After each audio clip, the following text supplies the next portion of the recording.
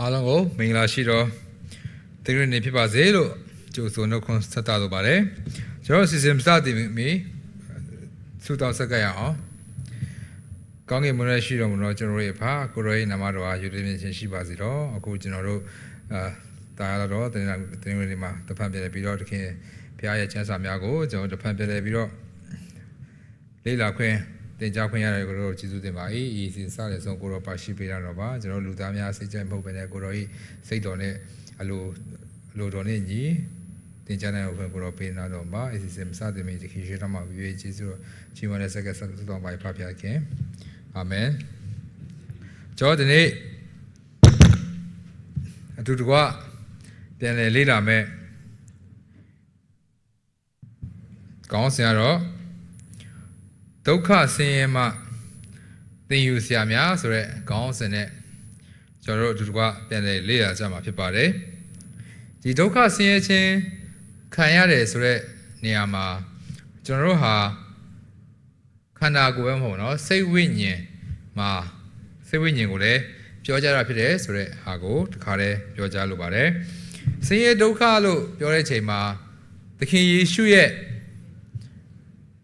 အသက်တော်သူဒီကဘာမြေကြီးမှာလူအနေနဲ့အသက်ရှင်တဲ့အချိန်မှာတွေ့ရတာဖြစ်တယ်။ဒါပေမဲ့သခင်ယေရှုကဒုက္ခဆင်းရဲကနေပြီးတော့ဒုက္ခဆင်းရဲခံရတယ်။ဒါပေမဲ့ဒီဒုက္ခဆင်းရဲကိုအောင်မြင်ပြီးတော့သူအောင်မြင်ခဲ့တယ်ဆိုတဲ့အကြောင်းအရာကိုတွေ့ရမှာဖြစ်တယ်။ဒါမျိုးဒုက္ခဆင်းရဲခြင်းခံတာတစ်ပိုင်းအောင်မြင်တာတစ်ပိုင်းဆိုပြီးတော့နှစ်ပိုင်းရှိပါတော့။ဒါပေမဲ့လည်းဒီနှစ်ပိုင်းကိုကျွန်တော်တစ်ခုချင်းစီအတိတ်ပဲကောက်ဆရာမလို့ပဲနဲ့နှစ်ခုလုံးရဲ့ဆက်တွယ်မှုကိုတွေ့ရကြည့်ရမှာဖြစ်တယ်။နှစ်ခုလုံးရဲ့ဆက်တွယ်မှုမှာသခင်ယေရှုကဒီဒုက္ခတွေကနေပြီးတော့သူကဒုက္ခဆင်းရဲတဲ့မှာလွတ်မြောက်လာတယ်ဆိုတော့အချက်ဆက်တွယ်ချက်ကိုကြည့်တဲ့အချိန်မှာဒီသူလွတ်မြောက်ဖို့အတွက်ဒုက္ခဆင်းရဲခြင်းကိုခံခဲ့ရတယ်ဒုက္ခဆင်းရဲခြင်းကိုခံတယ်ဆိုတဲ့အကြောင်းအရာတွေ့ရဖြစ်တယ်။ဒါကြောင့်မလို့လွတ်မြောက်ခြင်းနဲ့ဒုက္ခဆင်းရဲခြင်းဟာဒုက္ခဆင်းရဲကိုကြုံခဲ့ရတဲ့အချိန်မှာသခင်ယေရှုရဲ့ဘုန်းတော်ပို့ပြီးတော့ထင်ရှားပြီးတော့ဒီထက်ကနေလွတ်မြောက်လာတယ်ဆိုတဲ့အကြောင်းအရာကိုတွေ့ရမှာဖြစ်တယ်ကျွန်တော်တို့ရဲ့ဒီကျမ်းစာဆရာပေါ့နော်ရစ်ဂူရန်ကဗာပြောထားလဲဆိုတော့ကျမ်းစာကိုဖတ်ကြည့်တဲ့အချိန်မှာတဲ့ဒီဒုက္ခဆင်းရဲဟာကျွန်တော်တို့လူတွေအတွက်ဘုရားသခင်ကိုယုံကြည်တဲ့သူတွေအတွက်ရည်ရွယ်ချက်ရှိတယ်ဆိုတဲ့အကြောင်းအရာကိုတွေ့ရမှာဖြစ်တယ်ဘာဖြစ်လို့လဲဆိုတော့သခင်ယေရှုကဒီဒုက္ခဆင်းရဲကိုသူခံပြီးတော့ကျွန်တော်တို့စံပြနမူနာပြုလုပ်ခဲ့တဲ့ဤသူကျွန်တော်တို့ကလည်းဖျားသခင်ရဲ့နေရာမှာဖျားသခင်ရဲ့ဘုန်းတော်ထင်ရှားဖို့ဖျားသခင်ရဲ့ယုံကြည်မှုကိုတိုးတက်ဖို့ကျွန်တော်တို့ရဲ့ဒီလူနေမှုပုံစံပို့ပြီးတော့မြင့်မားတဲ့နေရာကိုရောက်ဖို့အတွက်ဖျားသခင်ကဒီဒုက္ခဆင်းရဲခြင်းတွေအသုံးပြုတယ်ဆိုတဲ့အကြောင်းအရာကိုတွေ့ရမှာဖြစ်တယ်ဒီလောကမှာအသက်ရှင်တဲ့အခါမှာဒုက္ခဆင်းရဲ၃မျိုးရှိရဆိုတာတွေ့ရတာဖြစ်တယ်။ပထမတစ်ခုကတော့လူသားအားလုံးနဲ့ဆိုင်တဲ့ဒုက္ခဆင်းရဲဒါကဘယ်လိုလဲဆိုတော့ကျွန်တော်တို့လူသားတွေနဲ့လူသားအရောက်ချင်းစီနဲ့ဆိုင်တဲ့ဒုက္ခဆင်းရဲဖြစ်တယ်။ကျွန်တော်တို့ခရိယန်ဟုတ်သည်ဖြစ်စေမဟုတ်သည်ဖြစ်စေယုံကြည်သူဖြစ်စေမယုံကြည်တဲ့သူဖြစ်စေကျွန်တော်တို့ဘာလူမျိုးပဲဖြစ်ဖြစ်ကျွန်တော်အရေးမြင့်လားအရေးနှိမ့်လားအဲ့လိုလူတွေပေါ့နော်လူအားလုံးနဲ့ပတ်သက်တဲ့ဒုက္ခဆင်းရဲဆိုတာကျွန်တော်ကြုံရတာဖြစ်တယ်ဥပမာလေမုန်တိုင်းတိုက်တဲ့အချိန်မှာဒီလေမုန်တိုင်းကဒီလူတွေအတွက်ပဲဒီမိုးရွာတဲ့အခါမှာဒီမိုးရွာကဒီလူတွေအတွက်ပဲမဟုတ်ဘဲနဲ့ကျွန်တော်တို့အားလုံးအတွက်ပေါ့နော်ဒီမိုးရွာတာကချင်တွေအတွက်မိုးရွာပေးမယ်ကရင်တွေအတွက်မိုးရွာပေးမယ်အဲ့လိုမဟုတ်ဘဲနဲ့မိုးရွာတဲ့အချိန်မှာကျွန်တော်တို့လူသားအားလုံးကိုရွာပေးပါနော်လေတိုက်တဲ့အချိန်အဲ့လိုပဲဟိုလူတွေအတွက်ပဲတိုက်ရွယ်ဒီလူတွေအတွက်တိုက်ရွယ်မဟုတ်ဘဲနဲ့အားလုံးအတွက်အတူတကွခံစားရတဲ့ဟာကိုဒီပထမအနေနဲ့လူသားအားလုံးနဲ့ဆိုင်တဲ့ဒုက္ခဆင်းရဲဆိုပြီးတော့နံပါတ်1ချက်နဲ့တွေ့ရတယ်နံပါတ်2ဒုက္ခဆင်းရဲဘာလဲဆိုတော့ရုပ်ပိုင်းဆိုင်ရာဒုက္ခဆင်းရဲဒီမှာရုပ်ပိုင်းဆိုင်ရာဒုက္ခဆင်းရဲဆိုတာပြောချင်တာတူတယောက်ချင်းစီနဲ့ဆိုင်တဲ့ရုပ်ပိုင်းဆင်းရဲရုပ်ပိုင်းတူတယောက်ချင်းနဲ့ဆိုင်တဲ့ဆင်းရဲဒုက္ခကိုပြောချင်တာဖြစ်တယ်ဥပမာကျွန်တော်တို့လူတိုင်းဟာကိုယ့်ကိုယ်အမြဲတမ်းအပြစ်တင်မိရတဲ့သူတွေဖြစ်တယ်ပေါ့နော်အော်ငါဒါမလုပ်ခဲ့တဲ့အတွက်ဒီလိုဖြစ်ပါလားငါဒီဒါလုပ်ခဲ့ရင်ကောင်းတာဒါမလုပ်ခဲ့တဲ့အတွက်ဒီလိုဖြစ်ပါလားဆိုတော့အမြဲတမ်းကျွန်တော်တို့ရဲ့ခန္ဓာကိုယ်ကိုအပြစ်တင်ပြီးတော့ကျွန်တော်တို့အမြဲတမ်းစိတ်သက်ကြနေမယ်ကျွန်တော်တို့ဒီဒုက္ခဆင်းရဲခံနေရမှာနော်ကိုယ့်ကိုယ်ပဲအမြဲတမ်းအပြစ်မြင်တယ်ကိုယ့်ကိုယ်ကိုတန်ဖိုးမထားတော့ဘူးကိုယ့်ကိုယ်ပဲအပြစ်မြင်တယ်ဆိုတော့အကြောင်းအရာတွေတွေ့ရတာဖြစ်တယ် နံပါတ်3ချက်ကဒုက္ခအလုံးဒီအပြစ်ကြောင့်ဖြစ်ပေါ်လာခြင်းမဟုတ်ဆိုတဲ့နေရာကိုတွေ့ရတာဖြစ်တယ်ဒါကိုပြောချင်အဖြစ်ဒုက္ခဆင်းရဲတွေဟာကျွန်တော်ရဲ့အပြစ်ကြောင့်ဖြစ်ပေါ်လာတယ်ဆိုတဲ့အကြောင်းအရာကမဟုတ်ဘူးဆိုတဲ့အကြောင်းအရာကိုသိရမှာဖြစ်တယ်ဘာဖြစ်လဲဆိုတော့ဒီဒုက္ခဆင်းရဲဆိုတာဖရာသခင်ရဲ့အခွင့်ရှိလို့လေဖြစ်တာဖြစ်တယ်ဖရာသခင်အသုံးပြုတယ်ကျွန်တော်ဖရာသခင်ကကျွန်တော်တို့ကိုအသုံးပြုတဲ့အတွက်ဒီဒုက္ခဆင်းရဲဟာလည်းဖြစ်တယ်ဆိုတဲ့အကြောင်းအရာတွေ့ရမှာဖြစ်တယ်အပြစ်ကြောင့်ကိုလုပ်တဲ့အပြစ်ကြောင့်မဟုတ်ဘူးဆိုတဲ့အကြောင်းအရာကိုတွေ့ရမှာဖြစ်တယ်ပေတရုဩဝါဒစာပထမဆောင်အခန်းကြီး၄အငယ်19မှာပြောထားတယ်ဆိုတော့ထို့ကြောင့်ဖရာသခင်အလိုတော်အတိုင်းဆင်းရဲခံရတော်သူတို့သည်ဖရာသခင်ကိုတစ္ဆာရှိတော်အသက်သခင်ကဲ့သို့မက်လျက်ကောင်းသောအကျင့်ကိုကျင့်နေ၍ကိုယ်တော်၌မိမိတို့အသက်ဝိညာဉ်ကိုအနံ့ကြစေဒီဆင်းရဲဒုက္ခခံရဆိုတာဖရာသခင်ရဲ့အလိုတော်ဖြစ်တယ်ဆိုတဲ့အကြောင်းအရာတွေ့ရမှာဖြစ်တယ်ကျွန်တော်တို့လှုပ်ထားတဲ့အပြစ်ကြောင့်မဟုတ်ဘူးဆိုတဲ့အဟာကိုသိရမှာဖြစ်တယ်ဒီမှာကျွန်တော်ဒုက္ခဆင်းရဲလို့ပြောခြင်းဟာကျွန်တော်တို့အတွက်ငွေကြေးပိုင်းဆိုင်ရာပဲမဟုတ်ဘူးเนาะကျွန်တော်တို့ရဲ့ငွေကြေးချမ်းသာသူကကျမ်းမာခြင်းနဲ့မှာဆင်းရဲမယ်ကျွန်တော်တို့ကျမ်းမာခြင်းကောင်းတယ်မှာငွေကြေးကတော့၎င်းဆင်းရဲမယ်ဆင်းရဲဆိုတော့ကျွန်တော်တို့အားနည်းတဲ့အဟာကိုပြောတာဖြစ်တယ်ဆိုတဲ့အကြောင်းအရာကိုသိရမှာဖြစ်တယ်ဒုက္ခဆင်းရဲဆိုတော့ကျွန်တော်တို့ပတ်စံမရှိလို့ခက်ခဲနေတဲ့သူတွေတက်ဒီအားလုံးဟာတစ်ခုမဟုတ်တစ်ခုဒုက္ခကိုခံနေရတာပေါ့နော်အဲ့ဒီဒုက္ခကိုပြောခြင်းဖြစ်တယ်ဆိုတဲ့အကြောင်းအရာကိုပြောချင်လိုပါတယ်ပြီးတော့ဒီခါလေးကျွန်တော်တို့ဒီဒုက္ခဆင်းရဲခံရတဲ့ဟာတွေညင်းဟာပြန်ကြည့်တဲ့အချိန်မှာကျွန်တော်တို့တယောက်နဲ့တယောက်အတွေ့အကြုံတွေမတူဘူးဆိုတဲ့အကြောင်းအရာကိုတွေ့ရမှာဖြစ်တယ်ကျွန်တော်တို့ကိုယ့်ကိုယ်ဒုက္ခဆင်းရဲခံရတဲ့အချိန်မှာကိုယ့်ကိုယ်ပြန်လဲပြုပြင်ပြီးတော့ပြန်လဲလမ်းလျှောက်မှာရေးကြီးသလိုကိုယ်ဒုက္ခဆင်းရဲခံရတဲ့သူနီးသူတခြားသူလည်းကျွန်တော်ဒုက္ခမခံရစေဖို့ဆိုကျွန်တော်တင်ယူခြင်းကျွန်တော်တို့ပြန်လဲပြီးတော့အချင်းချင်းအားပေးခြင်းဆိုတာလည်းအရေးကြီးတာဖြစ်တယ်ပြီးတော့ဒီကျွန်တော်တို့ခံစားရတဲ့ဒီဒုက္ခဆင်းရဲခြားသူပို့ပြီးတော့မခံစားရလေအောင်ကျွန်တော်တို့ဒုက္ခဆင်းရဲခံပြီးတော့သူများကိုပြန်လဲဝေမျှခြင်းပြန်လဲတက်တည်ခံခြင်းပုံသက်တည်ကောင်းဖြစ်ခြင်းဟာလည်းအရေးကြီးတယ်ဆိုတဲ့တွေ့ရတာဖြစ်တယ်ဒါကြောင့်မလို့ကျွန်တော်တို့ဟာဒီဒုက္ခဆင်းရဲခံခြင်းဟာတယောက်နဲ့တယောက်ကိုလည်းပို့ပြီးတော့ဂီယူဆိုင်ပေးရမယ်ပို့ပြီးတော့တယောက်နဲ့တယောက်ပို့ပြီးတော့သူတကွရှင်တွဲပြီးတော့ရုန်းကန်မှာဖြစ်တယ်ဆိုတဲ့အကြောင်းအရာတွေ့မှာဖြစ်တယ်ယောဘအခန်းကြီး36အငယ်15မှာအမှုရောက်သောဆင်းရဲသားတို့ကိုကယ်တင်တော်မူ၏ညင်းဆဲခြင်းကိုခံရသောအခါနားဆောင်စေခြင်းကပြုတော်မူ၏ခဏပြောရခဲ့တယ်ပေါ့နော်ဒီဒုက္ခရောက်တယ်ညင်းဆဲတယ်ခံရတဲ့အချိန်မှာဘုရားသခင်နဲ့ပို့ပြီးတော့နီးကပ်ဖို့အတွက်ကျွန်တော်တို့ခွန်အားပေးတယ်ဆိုတဲ့အကြောင်းအရာတွေ့ရမှာဖြစ်တယ်ဒီခါလေကျွန်တော်တို့ဘုရားသခင်ကိုမေးတဲ့အချိန်တွေရှိသလိုဒီခါလေးမှာကျွန်တော်တို့ကိုထင်ရကိုလှုပ်တဲ့အခောက်တွေမှာရှိပါတော့အဲ့လိုကိုထင်ရကိုလှုပ်တဲ့အခောက်တွေမှာဒီဒုက္ခဆင်းရဲခံရတဲ့အချိန်မှာဘုရားသခင်ကသူ့နဲ့အတူပါရှိတယ်ဘုရားသခင်ကကျွန်တော်နဲ့အတူပြန်လည်ပြီးတော့လွတ်မြောက်ခြင်းကိုပေးတယ်ဆိုတဲ့အကြောင်းအရာတွေ့ရမှာဖြစ်တယ်ဒါဆိုကျွန်တော်ပြန်စဉ်းစားကြည့်အောင်ဘုရားသခင်ကိုယုံကြည်တယ်သခင်ယေရှုယုံကြည်တယ်ဒါပေမဲ့ဘာဖြစ်လို့ဒီဒုက္ခဆင်းရဲခြင်းကိုကျွန်တော်ခံရနေလဲဆိုတဲ့အကြောင်းအရာကိုကျွန်တော်ပြန်လည်ပြီးတော့စဉ်းစားမှာဖြစ်တယ်ဒါမှမဟုတ်ဒုက္ခဆင်းရဲခြင်းဆိုတဲ့အရာကဘာလို့ကြုံတွေ့လဲဆိုတော့နံပါတ်1အချက်အနေနဲ့ဒီဒုက္ခဆင်းရဲဆိုတဲ့ဟာကိုကျွန်တော်တို့ကငြင်းပယ်လို့မရဘူးဆိုတဲ့အကြောင်းအရာကိုတွေ့ရမှာဖြစ်တယ်ဒီဒုက္ခဆင်းရဲဆိုတာမလွဲမသွေဖြစ်တယ်ဆိုတဲ့အကြောင်းအရာကိုကျွန်တော်လေ့လာမှာဖြစ်တယ်ဒီဒုက္ခဆင်းရဲဟာကျွန်တော်တို့ရှောင်လွှဲလို့မရဘူးဒီဒုက္ခဆင်းရဲဆိုတာကျွန်တော်တို့ဘုရားသခင်ကိုပဲယုံကြည်ဖြစ်စေနေ့တိုင်းကျမ်းစာကိုကျွန်တော်လေ့လာတယ်ကျမ်းစာဖတ်တယ်ဘုရားသခင်ရဲ့တရားတော်တွေကိုနားထောင်တယ်ဘုရားเจ้าကိုအပတ်တိုင်းပုံမှန်လာတယ်စုတောင်းပွဲတွေကျွန်တော်သွားတယ်ဒါပေမဲ့လည်းဒီဒုက္ခဆင်းရဲဟာကျွန်တော်ကြုံတွေ့ရမှာဖြစ်တယ်ဆိုတဲ့အကြောင်းအရာကိုနံပါတ်1အချက်အနေနဲ့တွေ့ရမှာဖြစ်တယ်ပေတရုဝါဒစာအခန်းကြီး၄အငယ်7မှာပြောထားလဲဆိုတော့ချစ်သူတို့တင်တို့ကိုစုံစမ်းเสียဖို့ယခုခံရတော့မိစစ်ချင်းအရာကိုကတင်တို့၌အံ့ဩဖွယ်သောအရာဖြစ်သည်ဟုထင်မှတ်၍အံ့ဩခြင်းမရှိကြနဲ့အဲဒါကျွန်တော်ခဏပြောခဲ့တဲ့နည်းတူပေါ့နော်ကျွန်တော်ဒီဒုက္ခဆင်းရဲခံရတဲ့အချိန်မှာကျွန်တော်တို့ဟာအံ့ဩခြင်းဖြစ်စရာလို့ပေါ့နော်ချို့တွေကဟာငါဒီလိုဖြစ်တာတော့မှဘာဖြစ်လို့ဒီလိုဒုက္ခဆင်းရဲခံရတာလဲအံ့ဩနေရပေါ့နော်ဒါပေမဲ့ဒီမှာရှင်ပေတရုဩဝါဒစာမှာပြောတဲ့အတိုင်းပဲကျွန်တော်တို့ဟာအံ့ဩစရာမလိုဒါကဖြစ်လေဖြစ်တာရှိမှာပဲဖခင်တခင်ကကျွန်တော်တို့ကိုဒီအကြောင်းအရာကိုဖြစ်ခိုင်းမှာပဲဆိုတာတွေ့ရမှာဖြစ်တယ်ဒါပေမဲ့ဒီ ပြောချင်တာကဒီဒုက္ခဆင်းရဲတယ်ကျွန်တော်တို့ဝမ်းမြောက်ဖွယ်ရာကိုရှာဖွေရမှာဖြစ်တယ်ဒီဒုက္ခဆင်းရဲပေးခြင်းဟာကျွန်တော်တို့ကိုအားရော့ခြင်းမဟုတ်ဘဲနဲ့ပို့ပြီးတော့ခွန်အားပေးစေတယ်ဆိုတဲ့အကြောင်းအရာကိုတွေ့ရမှာဖြစ်တယ်ယောမဩစာအခန်းကြီး9အငယ်3မှာဆိုရင်ထိုမြမကဒုက္ခဆင်းရဲခြင်းကိုခံ၍ဝါကြွားမြောက်ခြင်းရှိကြ၏အကြောင်းမူကားဒုက္ခဆင်းရဲခြင်းသည်တီးခံခြင်းကိုပြုစုတတ်၏တီးခံခြင်းသည်လည်းတက်တည်ထင်ရှားခြင်းကိုပြုတတ်၏တက်တည်ထင်ရှားခြင်းသည်လည်းမျော်လင့်ခြင်းကိုပြုစုတတ်၏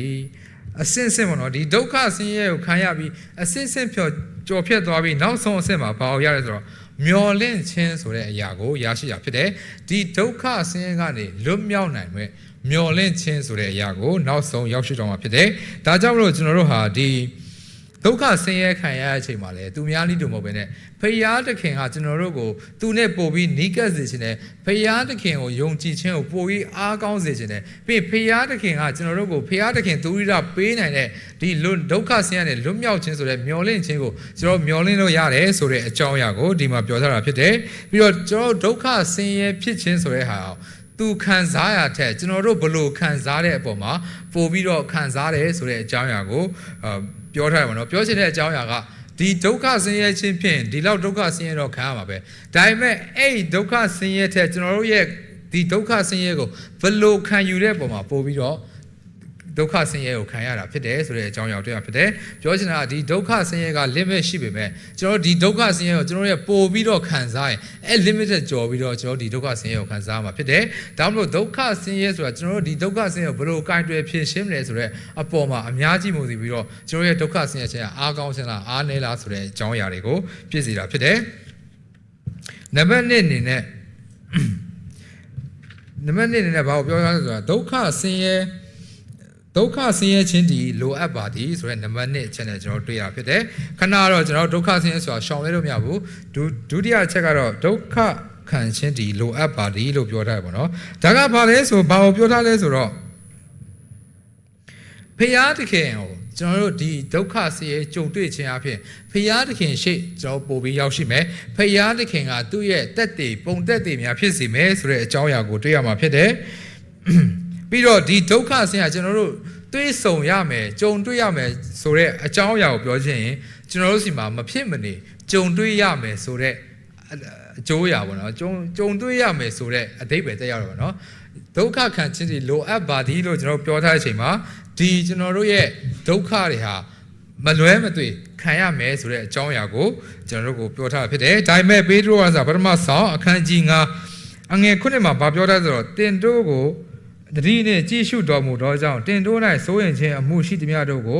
ကိုတော်၌အနံ့ကြားလော့ပြောချင်တဲ့အဓိပ္ပာယ်ကကျွန်တော်တို့ဒီဒုက္ခဆင်းရဲကိုခံရမှာပဲမလွဲမသွေဒါပေမဲ့ကျွန်တော်တို့ရဲ့အတူဒီဒုက္ခဆင်းရဲဘေးကိုကယ်တင်ပေးမယ်တခင်ယေရှုရှိတယ်ဆိုတဲ့အကြောင်းအရာကိုပြောထားတာဖြစ်တယ်ဒါမှမဟုတ်ကျွန်တော်ဒုက္ခဆင်းရဲခံရတဲ့အချိန်မှာ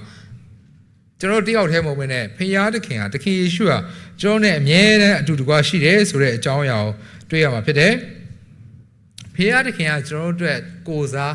ထမ်းရွက်ပေးတယ်အတူတကွထမ်းရွက်ပေးတဲ့အတွက်ကျွန်တော်တို့လေးလံတဲ့အရာတွေကိုဖခင်သခင်စီတခင်ယေရှုအနံ့မှာဖြစ်တယ်ဆိုတဲ့အကြောင်းအရာကိုတွေ့ရမှာဖြစ်တယ်ဟေဘရဲအခန်းကြီးနဲ့အငယ်30မှာပြောရဆိုတော့အကြောင်းမူကားများစွာသောသားတို့ကိုကယ်တင်၍ဘုံစည်းစိမ်ခံစားရသောပို့ဆောင်သောအရှင်သည်ဒုက္ခဝေဒနာအပြင်စုံလင်ခြင်းတို့ရောက်မည်အကြောင်းခတ်သိမ်းသောအရာတို့ကိုဖန်ဆင်း၍အုပ်ဆိုးတော်မူသောဖယားသခင်သည်စီရင်တော်မူပါ၏ဒုက္ခခံခြင်းဆိုတာလိုအပ်တယ်တခင်ယေရှုလည်းကျွန်တော်တို့လူသားတွေကိုကယ်တင်ဖို့အတွက်ဒုက္ခခံခြင်းကိုခံခဲ့ရတာဖြစ်တယ်ဆိုတဲ့အကြောင်းအရာတွေ့ရဖြစ်တယ်တခင်ယေရှုရဲ့အကြောင်းပြန်ကြည့်တဲ့အချိန်မှာသူဟာဖယားဖြစ်တယ်ဖယား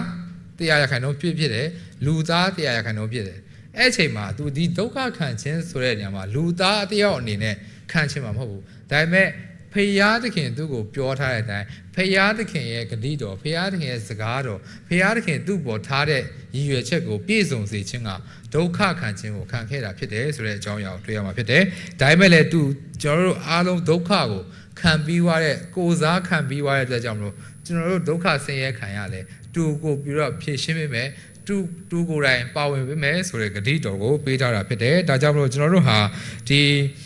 သခင်ယေရှုတော်မှာဖခင်သခင်ရဲ့အလိုတော်ပြည့်စုံစေခြင်းကဒုက္ခဆင်းရဲကိုခံတဲ့ဤသူကျွန်တော်တို့ဟာလည်းဒုက္ခဆင်းရဲခံရမယ်ဒါပေမဲ့ကျွန်တော်တို့ဟာဖခင်မဟုတ်ဘူးကျွန်တော်ဒီဒုက္ခဆင်းရဲကိုခံနိုင်မှာမဟုတ်ဘူးဒါမှမဟုတ်ကျွန်တော်တို့ကိုယ်စားခံပြီးတဲ့ဖခင် ဖြစ်တဲ့သခင်ယေရှုပေါ်မှာကျွန်တော်တို့အတူတူကရှောက်လိုက်ရမှာဖြစ်တယ်ဆိုတဲ့အကြောင်းအရာကိုတွေ့ရမှာဖြစ်တယ်ပြီးတော့နောက်တစ်ချက်ကဆင်းရဲဒုက္ခခံထိုက်ပါတယ်ဆိုတဲ့နံပါတ်3အချက်နဲ့တွေ့ရမှာဖြစ်တယ်ဆင်းရဲဒုက္ခခံထိုက်တယ်ဆိုတဲ့အကြောင်းအရာကိုကြည့်ရချိန်မှာဘာလဲဆိုတော့ဒီဆင်းရဲဒုက္ခကနေပြီးတော့သခင်ယေရှုကပေးသူတို့အော်ရာပထမဆောင်အခန်းကြီးလေးအငယ်7ကနေ19ကြည့်ရချိန်မှာဖခင်သခင်ကဒီသခင်ယေရှုကဖခင်သခင်ရဲ့ခွန်အားနဲ့ဖခင်သခင်ကိုချင်းကပ်ခြင်းအဖြစ်ဒီဒုက္ခဆင်းရဲတွေကိုကြော်လွှားလာတာဖြစ်တယ်ဆိုတဲ့အကြောင်းအရာကိုတွေ့ရမှာဖြစ်တယ်။တခါတလေမှာကျွန်တော်ဒီဒုက္ခဆင်းရဲခြင်းခံရတယ်ပေါ့နော်။ဒုက္ခဆင်းရဲခြင်းခံရတဲ့အချိန်မှာဒုက္ခဆင်းရဲခြင်းကနေပြီးတော့ကျွန်တော်ပို့ပြီးတော့ရင့်ကျက်လာတယ်ပို့ပြီးတော့တည်ငြိမ်လာတယ်ပို့ပြီးတော့အတွေ့အကြုံရလာတယ်ဆိုတဲ့အကြောင်းအရာကိုလည်းကျွန်တော်တွေ့ရမှာဖြစ်တယ်။ဒါကြောင့်ကျွန်တော်ဒုက္ခဆင်းရဲခံရတာခံထိုက်တယ်။ဘာလို့ဆိုတော့ကျွန်တော်တို့ဖခင်သခင်ကိုယုံကြည်သခင်ယေရှုယုံကြည်တဲ့သူတွေကဒီဒုက္ခဆင်းရဲဘလို့ကင်တွယ်ပြီးတော့ကျွန်တော်သူများရဲ့ရှေ့မှာဘလို့ပုံသက်တွေကောင်းဖြစ်မလဲဆိုတဲ့အကြောင်းအရာကအရေးကြီးတာဖြစ်တယ်ကျွန်တော်အမြဲတမ်းပျော်နေမယ်အမြဲတမ်းကျွန်တော်တို့စိတ်ချမ်းသာနေမယ်ဆိုရင်ကျွန်တော်ဖခင်သခင်ကိုကျွန်တော်တို့မေ့ရမှာဖြစ်တယ်ပြီးတော့တစ်ခါစီကျွန်တော်တို့ပျော်ရွှင်တဲ့ချိန်အောင်မြင်တဲ့ချိန်မှာဖခင်သခင်ကိုအရင်ကြီးစွာချီးမွမ်းနော်ဖခင်သခင်ကျွန်တော်တို့ကောင်းချီးပေးတဲ့ကြီးစွာချီးမွမ်းဒါပေမဲ့ဖခင်သခင်ကျွန်တော်တို့ကိုမပေးတော့တဲ့ချိန်ဖခင်ကျွန်တော်တို့ကိုပေးဖို့အတွက်နောက်နေတာပေါ့တော့မပေးသေးခင်အချိန်မှာကျွန်တော်တို့ဟာဒီဒုက္ခဆင်းရဲကိုခံနိုင်ပါမလားဆိုတဲ့အကြောင်းအရာကိုတွေ့ရမှာဖြစ်တယ်။ဒါမှမဟုတ်ကျွန်တော်တို့သခင်ယေရှုဟာဒီပေတရုဝါစာအခန်းကြီး၄အငယ်7နဲ့19မှာကြည့်တဲ့အချိန်မှာမျော်လင့်ခြင်းဘုရားသခင်စီကမျော်လင့်ခြင်းကိုသူမျော်လင့်ပြီးတော့ဒီဒုက္ခဆင်းရဲတွေကိုကြော်လာတဲ့နေသူကျွန်တော်တို့ဟာလည်းဒီဒုက္ခဆင်းရဲခံထိုက်တဲ့အချိန်မှာကျွန်တော်ခံတယ်ပြီးတော့သခင်ယေရှုရဲ့သူမျော်လင့်ခြင်းရှိရအောင်ကျွန်တော်တော်မယ်ဘုရားသခင်ကသူ့ရဲ့ဂတိတော်သူ့ရဲ့ကျမ်းစာတွေနဲ့ကျွန်တော်တို့ကိုအမြဲတမ်းဂတိတော်တွေပေးတယ်ကျွန်တော်တို့ကိုအမြဲတမ်းခွန်အားပေးတယ်ကျွန်တော်တို့ရဲ့ဒီသူ့ပေါ်ယုံကြည်ခြင်းသူ့ကိုပို၍နီးကပ်စေခြင်းကိုဘုရားခင်ကပိုပြီးအလိုရှိတဲ့အတွက်ကြောင့်မလို့ကျွန်တော်တို့ဒီဒုက္ခဆင်းရဲပေးတယ်ဆိုတဲ့အကြောင်းအရာဖြစ်တယ်ဒါမှမဟုတ်ကျွန်တော်တို့ဟာဒုက္ခဆင်းရဲကိုခံထိုက်တယ်ကျွန်တော်တို့ခဏပြောခဲ့တယ်ပါနော်ခံပေမဲ့ကျွန်တော်တို့တယောက်တည်းမဟုတ်ဘူးကျွန်တော်တို့လည်းအမြဲတမ်းသူ့ပါရှိတဲ့သခင်ယေရှုရှိတယ်ဆိုတဲ့အကြောင်းအရာကိုတွေ့ရမှာဖြစ်တယ်ဒါမှမဟုတ်ကျွန်တော်တို့တခါတလေဒုက္ခဆင်းရဲဘယ်လောက်ပဲကြုံရစိုးရိမ်ကြမရှိဘူးဆိုတဲ့အခြေအနေကိုရောက်ရှိတာဖြစ်တယ်။ဘာဖြစ်လို့လဲဆိုတော့ကျွန်တော်တို့ဖခင်သခင်ကကျွန်တော်တို့ကိုဒီဒုက္ခဆင်းရဲခံရတဲ့အချိန်မှာလူသူတယောက်ချင်းစီကိုဒီဒုက္ခဆင်းရဲပေးတဲ့အရာမတူဒီဂရီမတူပေါ့နော်။ဘာလို့လဲဆိုတော့ဖခင်သခင်ကလူတယောက်ရဲ့ခန္ဓာရည်ထက်ပိုပြီးတော့ဒုက္ခဆင်းရဲကိုမပေးဘူး။ကျွန်တော်တို့ဒုက္ခဆင်းရဲပေးတယ်ဒါပေမဲ့ကျွန်တော်တို့ခံနိုင်တဲ့ဒုက္ခဆင်းရဲကျွန်တော်တစ်ခါလေးမခံမရနိုင်တယ်လို့ကျွန်တော်တို့ခံစားရဒါပေမဲ့တကယ်တော့ကျွန်တော်တို့ခံနိုင်သေးတယ်ပေါ့နော်ဒါမှမဟုတ်ဖခင်သခင်ကျွန်တော်တို့ကိုဆင်းရဲဒုက္ခပေးတယ်ဆင်းရဲဒုက္ခကြုံစေချင်တာကသူ့ပေါ်ပေါ်ကြီးနီးကပ်စေချင်တဲ့အယူရချက်ပဲဖြစ်တယ်ကျွန်တော်တို့ရဲ့ဘဝကိုသူဖျက်ဆီးခြင်းလို့မဟုတ်တဲ့အတွက်ကြောင့်မလို့ကျွန်တော်တို့ကိုပေးတဲ့ဒုက္ခဆင်းရဲဟာကျွန်တော်တို့ခံနိုင်တဲ့ limit အထဲမှာပဲပေးတယ်ဆိုတဲ့အကြောင်းအရာကိုတွေ့ရမှာဖြစ်တယ်ဒါမှမဟုတ်ကျွန်တော်တို့ဟာဖခင်သခင်ကျွန်တော်ဒုက္ခဆင်းရဲခံရပြီမဲ့ကျွန်တော်တို့ခံနိုင်တဲ့အတိုင်းသာရှိတယ်ဆိုတဲ့အကြောင်းအရာတွေ့အောင်ဖြစ်တယ်ဒါမှမဟုတ်ကျွန်တော်တို့ဒီဒုက္ခဆင်းရဲခံဖခင်သခင်ဒုက္ခဆင်းရဲခံရတဲ့အချိန်မှာကျွန်တော်တို့အဲ့ကနေပြီးတော့တင်ခန်းစာယူစရာအချက်၃ချက်ကိုကျွန်တော်တို့တွေ့ရမှာဖြစ်တယ်ဖခင်သခင်ဟာဒီဘယ်လိုမျိုး၃ချက်ကိုပေးလဲဆိုတော့ပထမအချက်နဲ့ပထမအချက်ကဘာပြောတာလဲဆိုတော့တင်းဝေဒနာများမှဆင်စုဖျားသခင်ကိုပုံမယုံကြည်ကိုးစားရင်ကျွန်တော်ဖျားသခင်ယေရှုကကျွန်တော်တို့ရဲ့ဒီဝေဒနာကိုဖျားသခင်ကိုပို့ပြီးယုံကြည်ကိုးစားဖို့အတွက်ဒီဒုက္ခဝေဒနာတွေပေးတယ်ဆိုတဲ့အကြောင်းအရာကိုတွေ့ရမှာဖြစ်တယ်ကျွန်တော်တို့တစ်ခါတလေမှာကျွန်တော်တို့အားပြက်နေတဲ့အချိန်မှာကျွန်တော်တို့အားရော့နေတဲ့အချိန်မှာလူသားများအားလုံးရဲ့ပြစ်ပယ်ခြင်းကိုခံရတဲ့အချိန်မှာဒါပေမဲ့ကျွန်တော်တို့လမ်းပြောင်းနေတဲ့အချိန်မှာဖခင်သခင်ကကျွန်တော်တို့ကိုအမြဲတမ်းကြည့်ရှုစောင့်ရှောက်နေတယ်ဆိုတဲ့အကြောင်းအရာကိုတွေ့ရမှာဖြစ်တယ်ကျွန်တော်တို့အပြစ်များတယ်အပြစ်ခွင့်လွှတ်ခြင်းပေးတဲ့ဂိယူနာတရားတော်ရှိတယ်ကျွန်တော်လမ်းပြောင်းတဲ့အချိန်မှာသူ့စီပြန်လဲလာဖို့အတွက်မိအိမ်ကိုဖန်တီးပေးတယ်ပြီးရင်ကျွန်တော်တို့ကိုအမြဲတမ်းစောင့်ရှောက်ပေးနေတဲ့ချစ်ချင်းမေတ္တာတွေဒီအားလုံးဟာဒီကျွန်တော်ဆင်းရဲဒုက္ခခံခြင်းမှာပြန်လဲပြီးတော့ဖခင်သခင်ပေးရတဲ့အရာတွေဖြစ်တယ်ဆိုတဲ့အကြောင်းအရာကိုတွေ့ရမှာဖြစ်တယ်ဖခင်သခင်ကိုကျွန်တော်ပို့ပြီးတော့စကားပြောရမယ်ဖခင်သခင်နဲ့ကျွန်တော်ပို့ပြီးတော့ထိတွေ့လာနိုင်မယ်ဖခင်သခင်နဲ့ပို့ပြီးဆက်ဆံလာနိုင်မယ်ဆိုတဲ့အကြောင်းအရာကိုဒီမှာတွေ့ရတာဖြစ်တယ်ကျွန်တော်ယေရမိယအခန်းကြီး7 14မှာဆိုရင်ကျွန်တော်ပြောထားတဲ့အတိုင်း အိုထာဝရဘုရားကျွန်ုပ်ကိုကုစားတော်မူပါကျွန်ုပ်ဒီချမ်းသာရပါလိမ့်မည်ကျွန်ုပ်ကိုကယ်နှုတ်တော်မူပါကျွန်ုပ်ဒီကယ်တင်ရှင်တို့ရောက်ရပါလိမ့်မည်လို့ဒီမှာပြောထားတဲ့အတိုင်းပေါ့နော်ကျွန်တော်ယေရမိယအခန်းကြီး7အငယ်14မှာပြောခဲ့တဲ့အတိုင်းဖျားသခင်ကကျွန်တော်တို့ကိုကယ်တင်မယ်ကျွန်တော်တို့ကိုပြန်ပဲပြီးတော့ကျွန်တော်တို့ကိုနာကျင်စေတယ်ကျွန်တော်တို့ကိုဖျားနာစေလဲဖျားသခင်ပြီးတော့ပြန်လဲပြီးတော့ကုသပေးတယ်ဖျားသခင်ဖြစ်တယ်ဆိုတဲ့အကြောင်းအရာကိုတွေ့ရမှာဖြစ်တယ်ဒုတိယအချက်အနေနဲ့ဘာကိုတွေ့ရလဲဆိုရင်တင်ဤနာတင်တဲ့ချိန်တွင်ဖျားသခင်နှုတ်ကပတ်တော်ကိုယုံကြည်ပြီးနာခံရန်ဆိုတဲ့အကြောင်းအရာကိုပြရမှာဖြစ်တယ်တင်နာကျင်တဲ့ချိန်တွင်ဖျားသခင်နှုတ်ကပတ်တော်ကိုယုံကြည်ပြီးနာခံရန်ဆိုတဲ့ဒုတိယအချက်ကိုတင်ပေးတယ်ဆိုတဲ့အကြောင်းအရာကိုတွေ့ရမှာဖြစ်တယ်ဘာဖြစ်လို့လဲဆိုတော့ကျွန်တော်တို့တစ်ခါတည်းမှာဖျားသခင်ရဲ့နှုတ်ကပတ်တော်ကျွန်တော်ယုံကြည်တယ်နာခံတယ်ဒါပေမဲ့လိုက်လျှောက်ရလားဆိုတဲ့အကြောင်းအရာကိုတွေ့ရမှာဖြစ်တယ်ကျွန်တော်တစ်ခါလေးမှာကျွန်တော်နှုတ်ကပတ်တော်တွေကိုကျွန်တော်နားထောင်တယ်နှုတ်ကပတ်တော်ကိုယုံကြည်တယ်ကျွန်တော်တို့နှုတ်ကပတ်တော်ကိ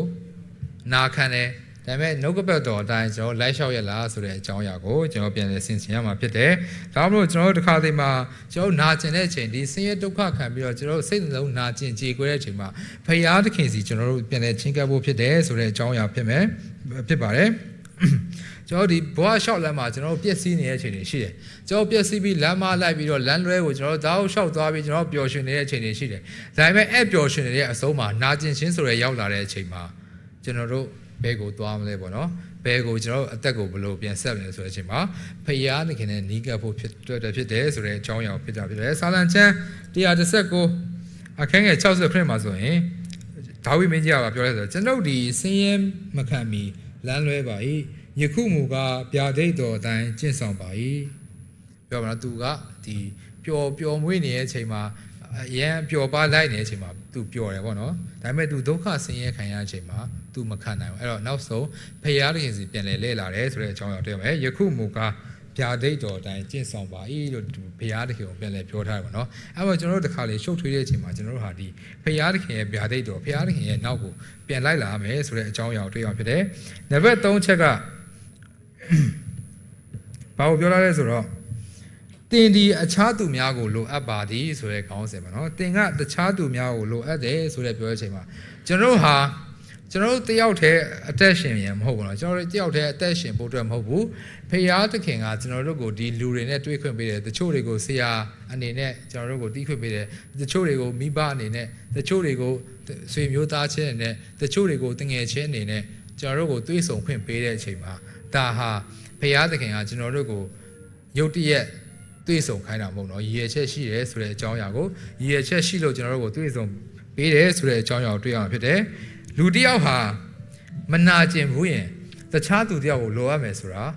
သူ့အတွက်မရှိနိုင်ဘူးဆိုတဲ့အကြောင်းအရာကိုသိရမှာဖြစ်တယ်လူတစ်ယောက်ဟ